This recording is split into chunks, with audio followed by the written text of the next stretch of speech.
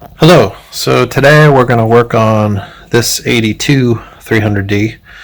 It's got a few issues with the thermostat, which is located right in there. What's going on is the engine is never really getting up to temperature. It's kind of hovering most of the time around 50°C. And that's not hot enough for these engines. We need to get it up past 80. I'd rather be around 90 most of the time to be most efficient. So something's going on with the thermostat. It's probably stuck open and needs to be replaced. So we're going to have a look inside the thermostat and see what's going on.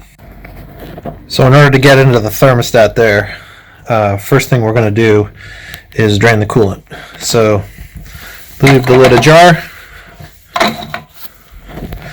Then after you've jacked your car up, it's a whole lot easier because then you can put a bucket underneath the opening. Pop open the screw, the little plug, the drain plug. I've just done that, and it's sitting, or it's draining into this bucket here. Also, it's handy to have another catch pan because coolant is going to start to come out all over. Basically, the tools you'll need are a flathead and a 10mm socket. And then, of course, you're going to need the new thermostat. These are set at 80°C, which means that they'll open up when they get to 80°C. And hopefully you got one with a new gasket as well. Now, just because this thermostat opens up at 80°C doesn't mean your engine is going to stay at 80°C. That's when it'll open and start circulating the coolant. So your engine should average around 90 to 100 and not get higher than that. After you drain the coolant, next thing is to take the hoses, the top radiator hose off. You got two clamps, one here, one also down in there. So take this hose off first. After you take the hose off, now is a good time to inspect it for cracks. This one looks pretty good. Check the ends, because sometimes you have to really pull to get it off, and if you split one of the ends, then it'll leak. This one still looks to be in good shape. Next thing, after you do that, is to take the bolts off the thermostat housing. Sometimes these bolts can be really tenacious. These ones don't look too bad, but if you want to soak them in some penetrator, or if you have to, worst case scenario, sometimes you got to heat these up a little bit to pull them off. So we're going to give it a shot with the impact and see how they do.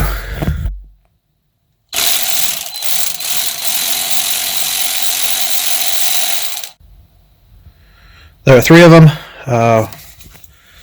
right there, and then down in there. Once you've got those off, set them aside, and then take the clamp for the lower radiator hose off.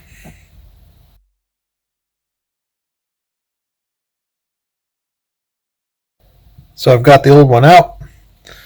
Luckily they didn't use too much RTV in here, so it was pretty easy to clean up. Got this all cleaned up. And so now I'm going to seat the new one. Again, you don't need this O-ring. It's for the older style. So to seat this, I find it best to put the groove. There's a little groove inside here. Put the groove around the body of the thermostat.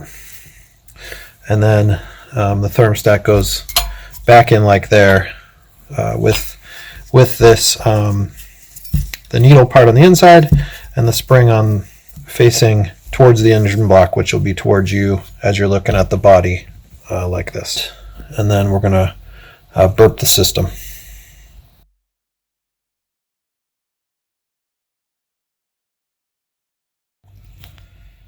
Next step is to get the drain plug back in.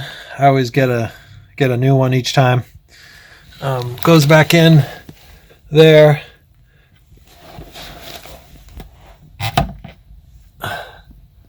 That one is snapped off. You can see that the other person over tightened it, so it snapped off the ring on the outside. So I'm going to replace that, and then I refill the whole system with Go5, which is specific for Mercedes and these engine blocks.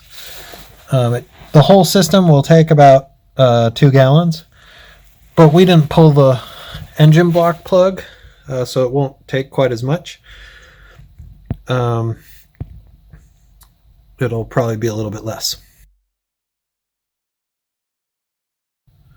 Also, if you didn't get the pre-diluted antifreeze, you should mix 50-50 with distilled water. So I took it around the block to burp the system, got the RPMs up a little bit, turned the heat on in the car, and you can see here that now the level has dropped dramatically down to the very bottom from where it was. So now it's time to top it back up after it's burped. And then you're all done. I also inspected for leaks and nothing. Everything looked great. So that's it. Also I also forgot to say that the temperature looked great inside the car. Finally got up to a little bit above 80, which is perfect. Thank you.